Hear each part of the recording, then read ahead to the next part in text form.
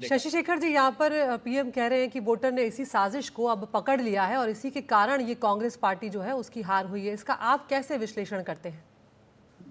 देखिए, काफी समय से एक तरह से एक नेक्सस जो है वो चलता आ रहा है। हमने देखा है कि लोकसभा चुनाव के समय पे भी जो अंतर्राष्ट्रीय मीडिया है और एक्टिविस्ट ग्रुप्स है, ये भारत में लोकतंत्र पर कई सारे सवाल उठा रहे थे और एक तरह से शंका पैदा कर रहे थे कि भारतीय डेमोक्रेसी जो है वो फेयर नहीं है और जो इलेक्शन है वो ट्रांसपेरेंट नहीं है। तो मुझे लगता है ये जो कल नतीजा आया हरियाणा में और जम्मू कश्मीर में सबसे ज्यादा और भी महत्वपूर्ण, ये एक तरह से भारत के लोकतंत्र पर एक वैलिडेशन है। और जितने भी सवाल उठे थे इंटरनेशनल मीडिया में, उनको पूरी तरह से ये रिप्यूडिएट करता है।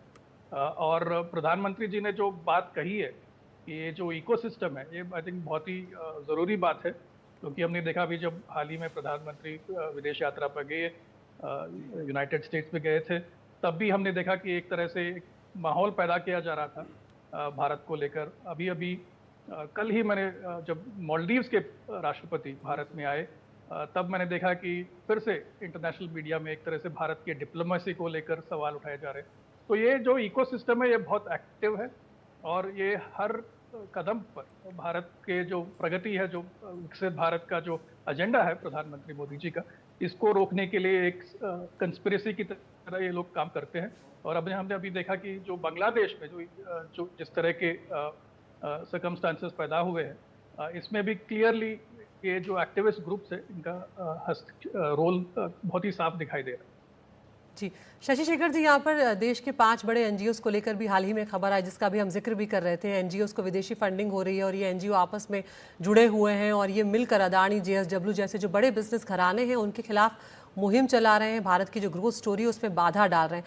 क्या ये जो प्रधानमंत्री का आरोप है ये इससे भी जुड़ा हो सकता है? बिल्कुल, बिकॉज ये जो भारत का जो इकोनॉमिक एजेंडा है, जो एक डेवलपमेंटल ट्रेजेक्टरी है, इसमें बड़े उद्योगों का बहुत ही महत्वपूर्ण रोल है, जी। क्योंकि ये प्रोजेक्ट्स को चलाते हैं, जॉब्स क्रिएट करते हैं। तो एक तरह से इन प्रोजेक्ट्स को स्लो डाउन करने के लिए, इन पे बाधा डालने का ये जो एजेंडा है, इसमें ये सारे जो एनजीओज है और इनके जो स्पॉन्सर्स हैं जो विदेश में बैठे हुए हैं, इनका एक बहुत ही डीप नेक्सस है। और एक आई थिंक बहुत ही ज़रूरी डिबेट है कि इस पे हम प्रकाश डालें और इनका जो अल्टीरियर मोटिव है, इसको हमें लोगों तक पहुंचाना चाहिए। और जो प्रधानमंत्री का स्पीच था वो आई थिंक वो काफ़ी हद तक इस विषय को हाईलाइट कर रहा है।